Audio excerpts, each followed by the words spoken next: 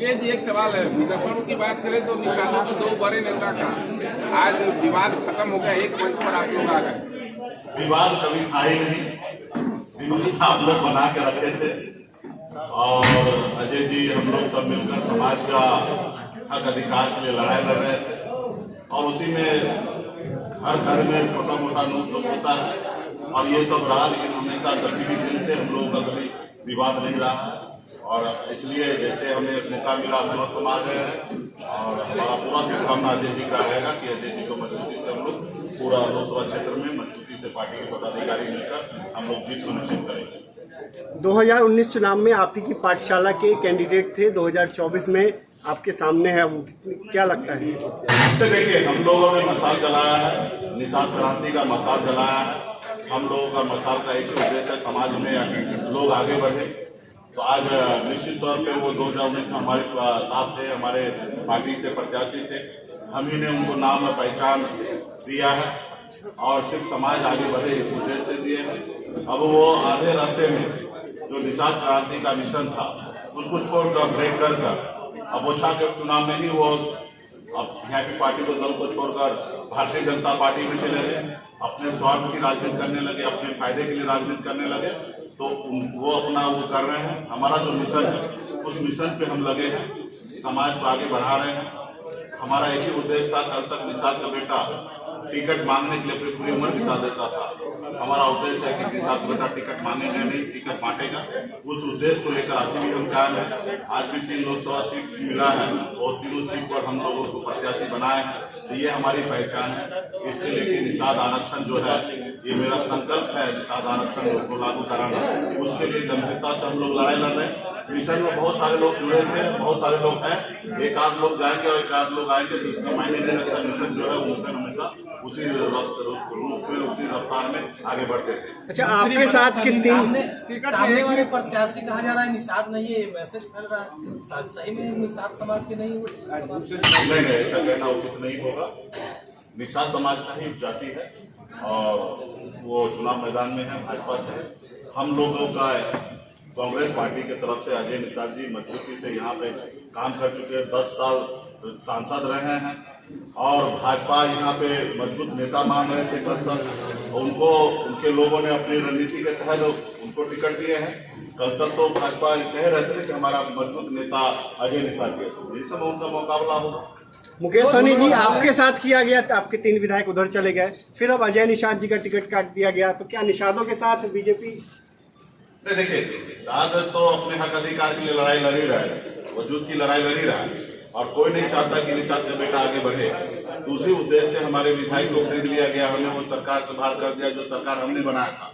लेकिन हम लोग संघर्ष करते रहेंगे, एक न एक दिन मंजिल प्राप्त करेंगे और निश्चित तौर पर वो लोग नहीं चाहता कि एक गरीब पिछड़ा समाज का बेटा सर उठा के ये अपनी बेहतर जिंदगी जिए।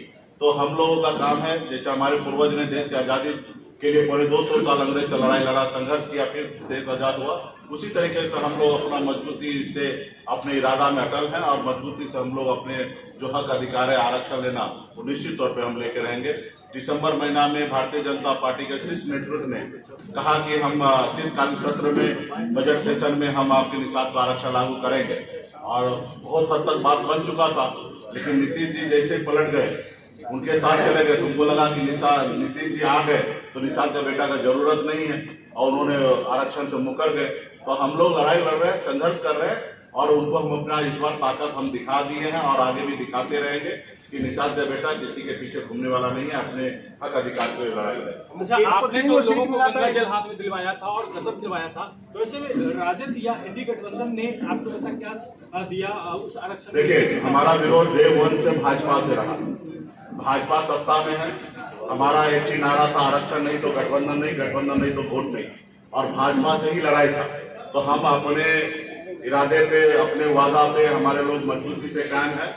हमारा जो दुश्मन है, जो आरक्षण दे सकता था वो भारतीय जनता पार्टी दे सकता था, अब वो नहीं दिए, इसलिए हमने उनसे गठबंधन नहीं किया और हम अपनी लड़ाई लड़ रहे हैं। रहा कि इंडिया गठबंधन, तो इंडिया गठबंधन में कांग्रेस पार्टी का घोषणा पत्र है। राहुल गांधी जी भी मान रहे हैं कि इस देश में जिनकी जितनी संख्या है उतनी उनको हिस्सेदारी मिलना चाहिए।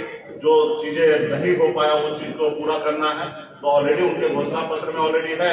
और हम मानते हैं कि हम इंडिया गठबंधन का हम लोग सरकार बना लेंगे और निश्चित तौर पे जो हमारा अधिकार है वो हमको मिलेगा। चुनाव चिन्ह को लेकर क्या असर पड़ेगा? नहीं, बिल्कुल ही नहीं, कहीं पे नहीं। यहाँ तो चुनाव चिन्ह हाथ छाप है और वैशाली लोकसभा में लालटेन है, और जहाँ हमारे वीआईपी पार्टी है वहाँ मजबूती से हम लोग प्रचार कर रहे हैं। आखिर निर्दलीय भी तो वहाँ पे चुनाव लड़ते ही हैं।